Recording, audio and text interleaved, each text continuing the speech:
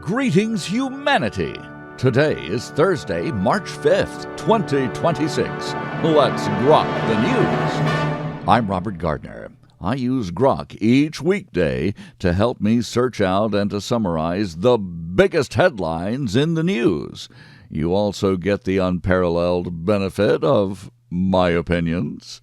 We will briefly review a roundup of the most critical reports in the world, but first, and mostly in this special report, we will have a deep dive into today's top story, the conflict in Iran. That's coming up right after this.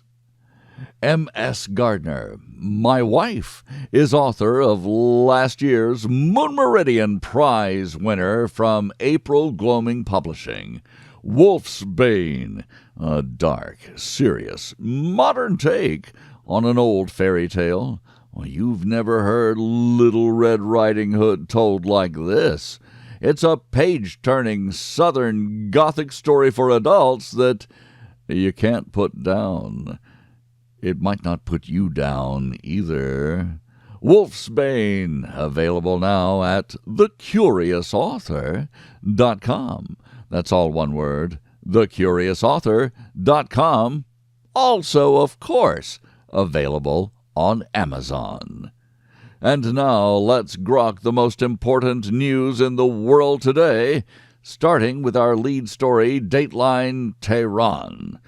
The United States and Israel are now deep into Day 6 of Operation Epic Fury, a sweeping military campaign targeting Iran's military infrastructure, nuclear-related sites, and command centers, with no immediate signs of de-escalation, which bothers the headline writers. U.S. forces, including a submarine that torpedoed an Iranian warship in the Indian Ocean carrying approximately 180 crew members, U.S. forces have sunk key naval assets, while Israeli strikes have hammered targets from Isfahan to Tehran, flattening facilities reportedly used by Iran's assembly of experts to discuss supreme leader succession. Right now, that seems to be focusing on the son of the former Ayatollah.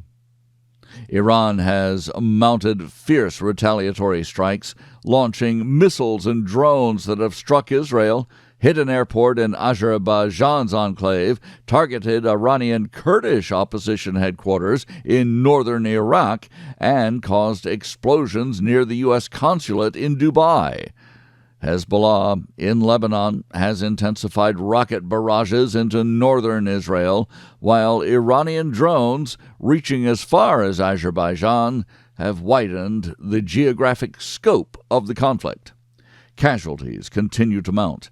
The Pentagon has identified the final 2 U.S. Army reservists killed in a drone strike on a largely unfortified building in Kuwait, bringing the total American military deaths in the theater to 6.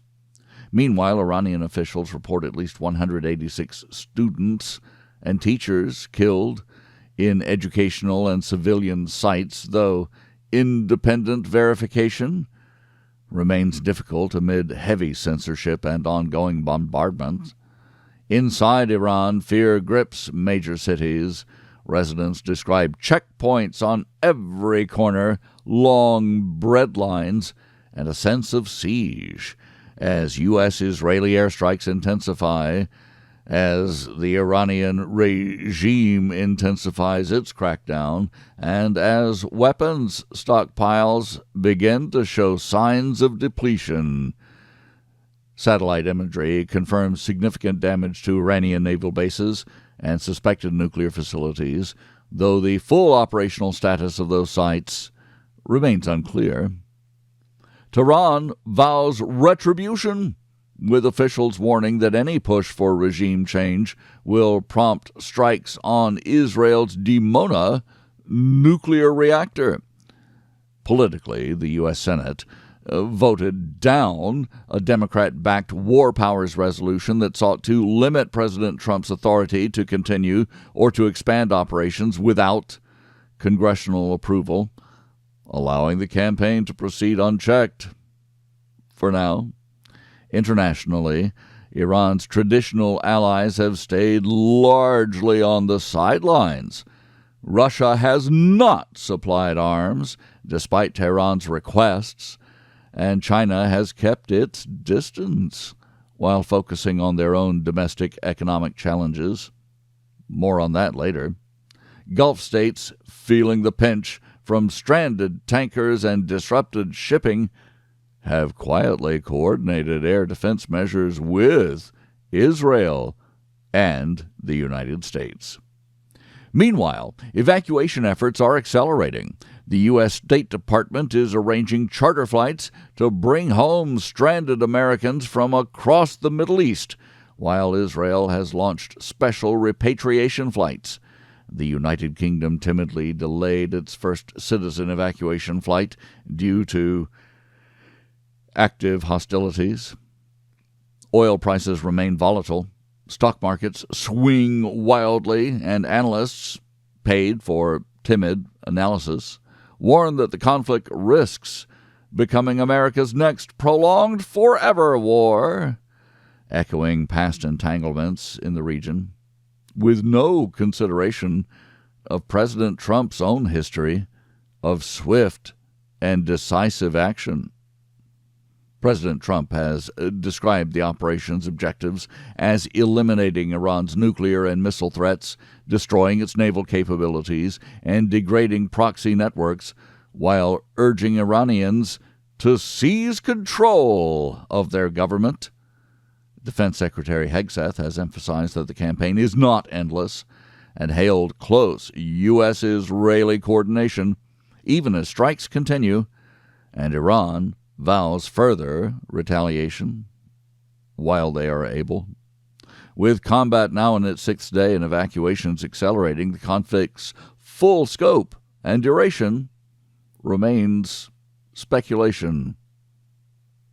Now, we grok the headlines from around the world. Dateline Beijing.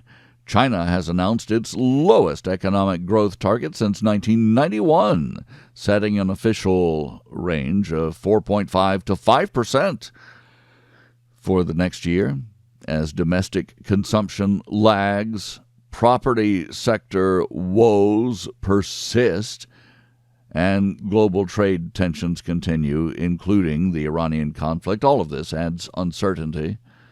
The modest goal signals Beijing's willingness to accept slower expansion while prioritizing stability. This observer takes issue with the headline writer calling 5% growth in China's present economy a modest goal. That would be incredible growth, and I'll believe it when I observe it. Dateline Kathmandu. Nepal is holding its first general election since massive Gen Z-led protests toppled the previous government, with young voters demanding genuine political reform, anti-corruption measures, and an end to chronic instability. Results could reshape power dynamics between traditional parties and emerging youth-backed movements. Well, good luck to them, says this observer. Youth-backed movements, other than the American Revolution, don't often succeed. Dateline Moscow. Russia has blamed Ukrainian naval drones for the sinking of a tanker in the Mediterranean, escalating accusations of expanded Ukrainian operations beyond the Black Sea. Kiev has not immediately commented on the claim. An observer might wonder if this is a bankrupt and depleted Ukraine expanding operations, or a jaded globalist Europe expanding their own proxy war against Russia. Dateline Caracas. Venezuela and the United States have agreed to collaborate on mining sector development, marking a rare point of cooperation amid otherwise strained bilateral ties. The deal focuses on critical minerals and could ease some economic pressure on Caracas. The Donroe Doctrine is picking up steam.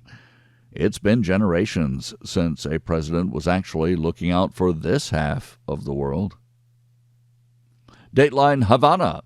Millions of Cubans in the western region remain without electricity after a major blackout deepened the island's long-running fuel crisis, exacerbating shortages of food, medicine, and basic services. It's not even hurricane season yet.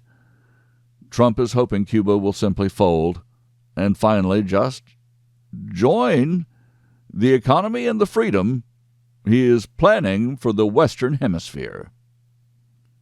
Dateline South Bend. Lou Holtz, the legendary Notre Dame head football coach who led the Fighting Irish to a national championship and is enshrined in the College Football Hall of Fame, has died at the age of 89. This Observer rarely features obituary stories, but Holtz was a remarkable leader, and sports could use more good men like him. And for an Alabama fan to say that about a Notre Dame coach means something he is already missed. Dateline Washington. The House Oversight Committee voted to subpoena Attorney General Pam Bondi regarding her handling and release of Jeffrey Epstein-related files, intensifying scrutiny of the administration's transparency on the long-running scandal. So far, the Trump administration has been the most transparent of all administrations in the Epstein scandal. This Observer says, just let the chips fall and let the heads roll. Dateline New York, New York. Whoopi Goldberg defended former President Bill Clinton on The View after his recent testimony that he had no idea about Jeffrey Epstein's criminal activities. She called attacks on Clinton unfair and politically motivated. Because, of course, attacking Donald Trump with no evidence at all is fair and not politically motivated at all. This Observer remembers old Slick Willie's reputation from long before the name Epstein was ever in the news. Dateline Washington, D.C. Health and Human Services Director Robert F. Kennedy Jr. unveiled a new initiative to teach Americans basic cooking skills. They used to do that in home ec classes before they got rid of those. Kennedy argues that many have forgotten how to prepare healthy meals from scratch amid rising reliance on processed food. This Observer made the same observation way back when he was helping out in a church charity pantry, giving families food, rather than teaching young mothers how to cook cheaply, healthily, from scratch, much cheaper, far more healthy. The pantry was handing out convenience food. This Observer was told that young mothers just don't know how to cook, so it was easier just to give them junk to feed their children. Dateline Beijing and New York. Chinese state media has harshly criticized Melania Trump presiding over a UN Security Council meeting, calling the scene striking and questioning the appropriateness of a first lady in the diplomatic role. Every other first lady has done it. Dateline Texas. Isn't it funny? This Observer is not laughing at how often the media, the Democrats, and other folk like that constantly seem to take the same side as the Chinese, the Iranians, and others of that sort. Isn't it funny?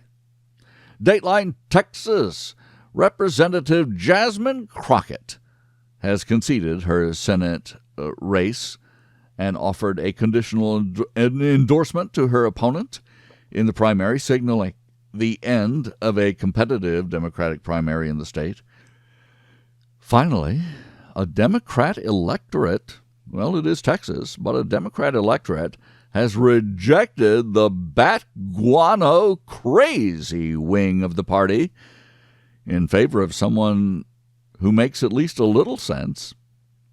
Speaking of which, Dateline Washington, Senator John Fetterman of Pennsylvania has stated that Democrats have been absolutely and consistently wrong on Israel-related issues since October 7th, 2023, continuing his break from party orthodoxy on foreign policy, bowing down to Mecca. Dateline, the USA. Trader Joe's has expanded a recall of frozen fried rice products due to potential contamination concerns affecting additional lots and prompting consumers to check packaging. This observer fries his own rice, thank you, and is not worried in the slightest. Be careful out there. And I thank you for listening. Please join me tomorrow to once again grok the news. I'm Robert Gardner. Godspeed and God bless.